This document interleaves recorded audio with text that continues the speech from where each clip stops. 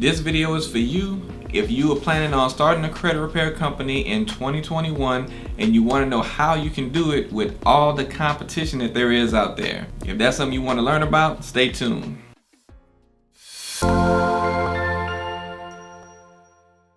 Hey, if you missed my live credit score boost training, don't worry, I got you. If you click the boost training link below, you'll be able to take part in that live training. Now, this training is for those of you that work long, hard days and then you come home and you struggle trying to figure out what you're supposed to be doing to fix your credit. You don't know what to pay off and what not to pay off, what to dispute and what not to dispute, and you definitely don't know what you did wrong to make your score drop instead of increase. Now, what you'll learn by taking part in the training is my account identification process, which has saved my customers on average about $5,000 by not paying off accounts that would actually drop your credit score. I'm also going to share with you some accounts that have guaranteed approval, so you don't have to worry about if you'll get approved or denied, and these same accounts have helped my clients on average gain about 30 to 80 points. I'm also going to share with you my dispute process that I use that has given me an average account removal rate of about 13 accounts over a 90-day period. And not to mention, those of you that stay all the way to the end of the training, you're going to get a free gift which will help you with your credit disputing process. So if you're tired of going around in circles with your credit trying to figure out what to do,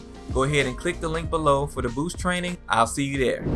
Hey everybody, Will Frazier here, your credit expert, bringing you the tips you need to get your credit back on track, because what goes down must come up. And if you don't want your credit score to drop 100 points, make sure you like this video, subscribe to the channel, and turn on notifications so you'll be notified of any new videos I drop just like this. So you're looking to start a credit repair company in 2021, but you're very aware of all the competition that is out there, because it is hundreds of credit repair companies out there in each city and thousands in each state. So it seems like, why would anybody want to do business with me? It's an oversaturated market, so maybe I should try to do something else. Well, I'm here to tell you that that is not the case. Well, even though it is the case that there are hundreds and thousands of credit repair companies out there locally in your city and in your state, but let me tell you that there is no limit to the amount of customers that are out there. There are always new situations coming up in people's lives that are causing them to need the type of help that a credit repair company can offer them. And if you can do a few things or implement a few things in your business,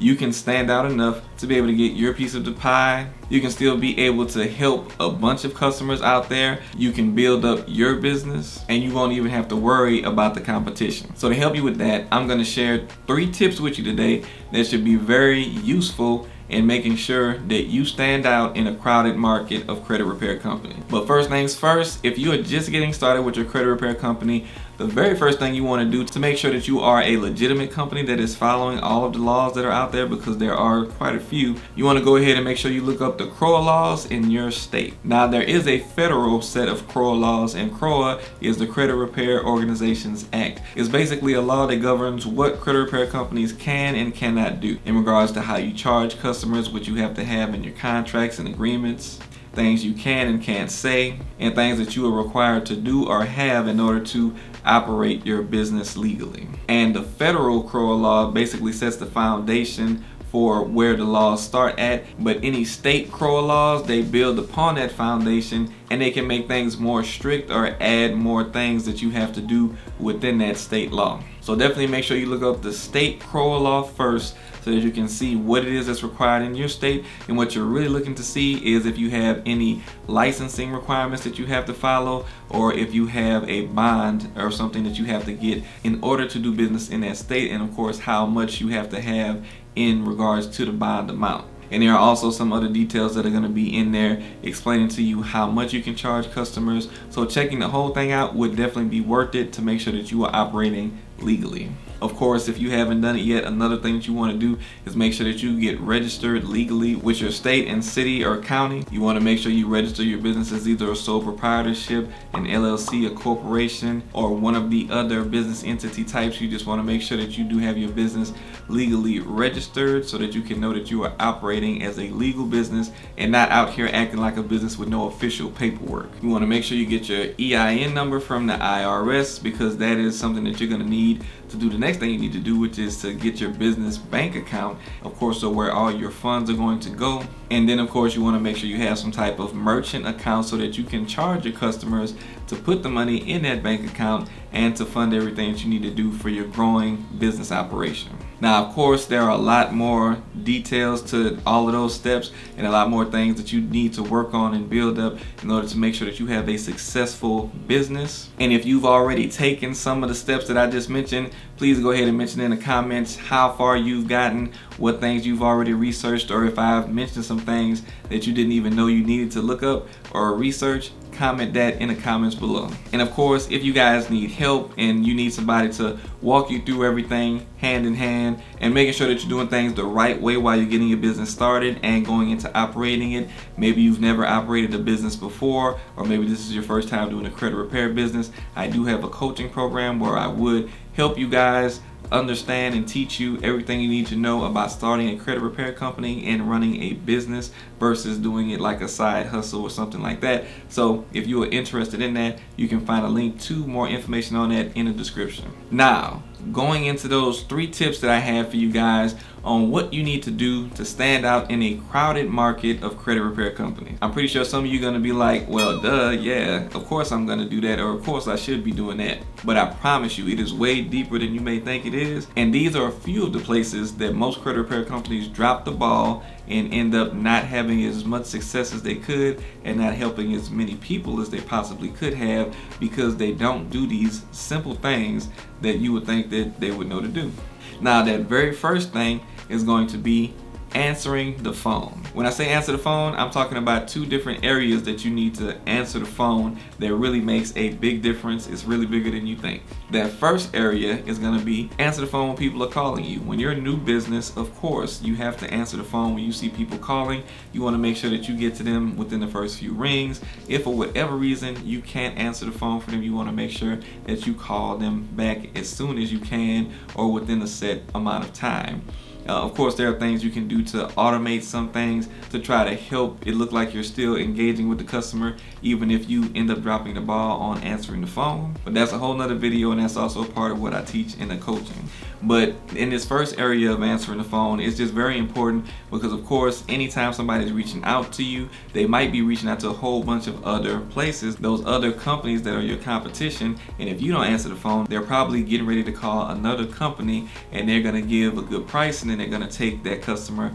off of the market as far as looking for services. So it's in your best interest to answer the phone as soon as you can, or at least get back to them within a reasonable amount of time if you don't have something automated in place to help you out with that. Now, the second area where you want to answer the phone that's very important is after you actually have the customer, you want to make sure that you're picking up the phone or again getting back to them in a reasonable amount of time once they are your customer, because you want to make sure that they don't feel abandoned, because a lot of times they'll have questions that really need answering because a lot of different things that is new to them can happen while they're going through the credit repair process, and they may not understand what's going on. And if you aren't there to answer the phone for them, then they might come up with their own answer to what's going on, and more than likely you're going to be the person to blame in their mind, and then they're going to go ahead and fire you as a company. And also sometimes it could just be a simple question, and just you not answering the phone on a consistent basis and never getting back to them will make them feel abandoned, and then of course that will cause them to leave you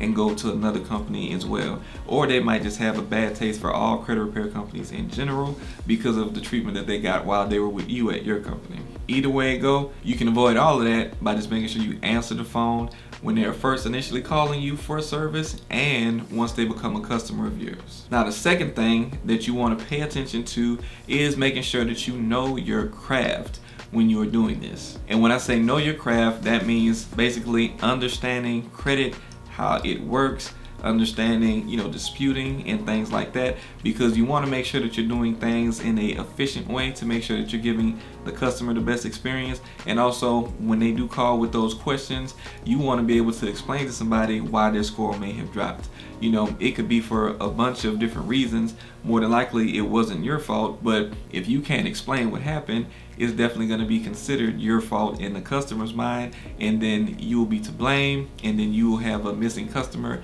and you won't know what happened, because usually they're not going to tell you they're about to drop the service or disappear on you after you aren't able to answer their questions. They're just going to do it, and then you'll see the results of that afterwards. But making sure that you know your craft is going to make sure that you are well equipped to be able to answer any questions that they may throw at you, because you can actually understand what's happening and you can actually make sure that you're getting your customers the best results by, again, knowing your craft. There's a book out there called Outliers, and in that book they describe how it takes 10,000 hours of learning a subject or participating in training in something for you to become a master or a pro at it. And it may not be necessary for you to get 10,000 hours of work put in or experience under your belt in this area, but definitely you want to put as much time as possible to make sure that you're mastering your craft, to make sure that you can provide your customers with the best information, the best knowledge, and that will definitely help you stand out with your competition, who may not have as much information or who may not take it as seriously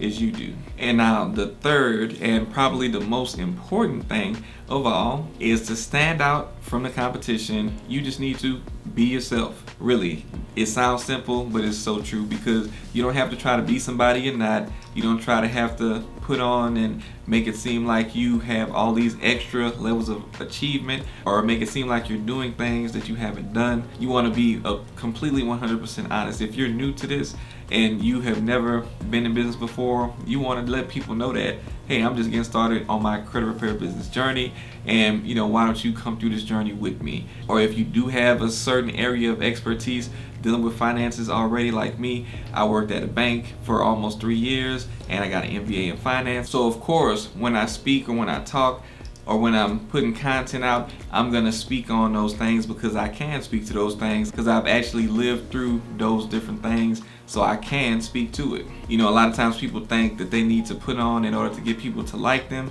or they may change their personality or the way that they talk or the way that they do things to try to impress people or customers, when in reality, really, you only want the people that's going to connect with you for who you are, and they can only do that if you're putting your genuine self out there. And you'll actually get more people to come to you because they're going to connect with the genuine you and your story and who you are, and that's what's going to draw them to you and make them want to do business with you. And you don't have to have a bunch of accolades just to get people to want to do business with you. More people will buy from you because they like you and trust you, versus them being impressed by a gimmick that you put on. And not to mention, because there is so much competition out there, you don't want to be like everybody else out there. You want to show them what's different about you, because there is only one you, and that's what's going to help draw more people to you and your business